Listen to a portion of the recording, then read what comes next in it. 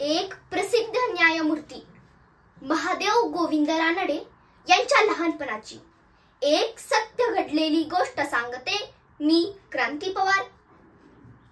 जगण्याच्या गोष्टी या मालिकेतील एक सुंदर गोष्ट। जेव्हा महादेव गोविंद रानडे हे लहान होते तेव्हा ते शाळेत जायचे आणि एकदा असंच ते शाळेत निघाले होते आणि त्यांच्या आईने त्यांना एक डबा देत म्हणाले, बाळा, याच्यामध्ये 2 लाडू आहेत, एक मधल्या सुट्टीमध्ये तू तुझ्या मित्राला दे आणि दुसरा तू खा। त्या डब्यामध्ये एक छोटा आणि एक मोठा असे 2 लाडू होते। ते महादेव गोविंद रानडे शाळेत गेले। सुट्टी झाली, घंटा वाजली। त्याला आईचं बोलणं आठवलं, आईने डबा दिलाय, मग आपण तर खायलाच पाहिजे। मग त्याने डबा काढला। त्याने पण बघितलं, एक छोटा लाडू होता आणि एक मोठा लाडू होता। त्याने मोठा लाडू त्याच्या मित्राला दिला आणि छोटा त्याने खाल्ला।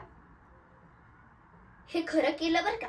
आणि नंतर ते घरी आले आणि आईने त्याला त्यांची परीक्षा घ्यायची म्हणून असं ठरवलं होतं आणि आल्या आल्या आईने त्याला विचारलं, बाळा, तू कोणता लाडू खाल्लास, छोटा की मोठा? आई, मी छोटा खाल्ला आणि मोठा माझ्या मित्राला दिला।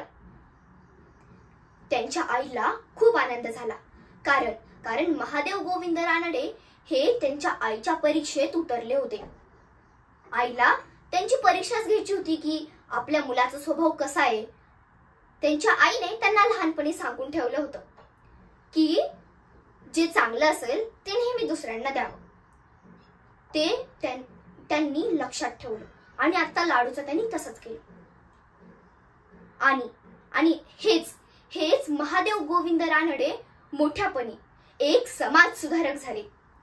मित्रांनो, आपण खाणे ही प्रकृती आहे, आपण दुसऱ्यांचे ओढून खाणे ही विकृती आहे आणि आपल्याला भूक लागलेली असताना सुद्धा आपण दुसऱ्यांना खायला देणे ही संस्कृती आहे। काय मग जपणार ना मग आपली संस्कृती?